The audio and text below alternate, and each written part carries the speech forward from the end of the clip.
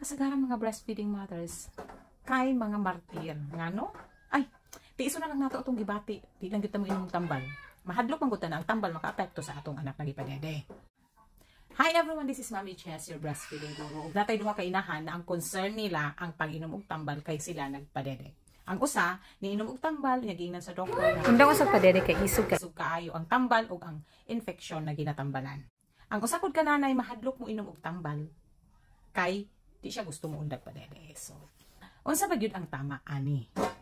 Sa atong panahon karon, advanced na kayong technology o high-tech na in short. So, halos tanang tambal sa market karon, safe na sa breastfeeding mothers. Sakto pud kaayo na sa atong panahon karon naa natay kakampi mga inahan di ta nag-isa gyud aside sa mga breastfeeding advocates, mga lactation consultants, breastfeeding peer counselor na apud tay ginatawag na ilactancia.org.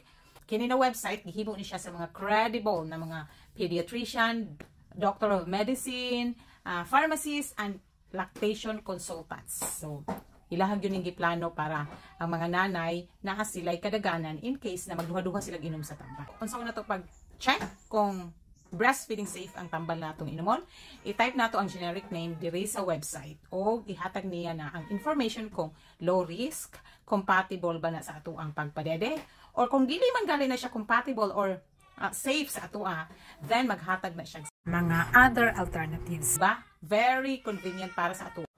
Walay isog na tambal, walay high-tech na mga sakit dira na dili pwede mainuman og tambal ug dili safe ang tambal para sa ato ang mga inahan. So there's always safe na tambal para sa ato ang kapade. Mag-effort lang kita.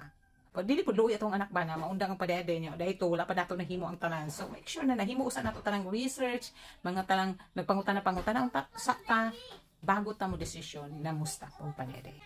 Kaya inahan dili kinahanglan pakamartir. Kinahanglan sa atong anak ang healthy o walay sakit na inahan para magbantay sila o magpadayon, maghatag og nourishment sa ilaha through our breast milk. So, I hope you learned something from this video.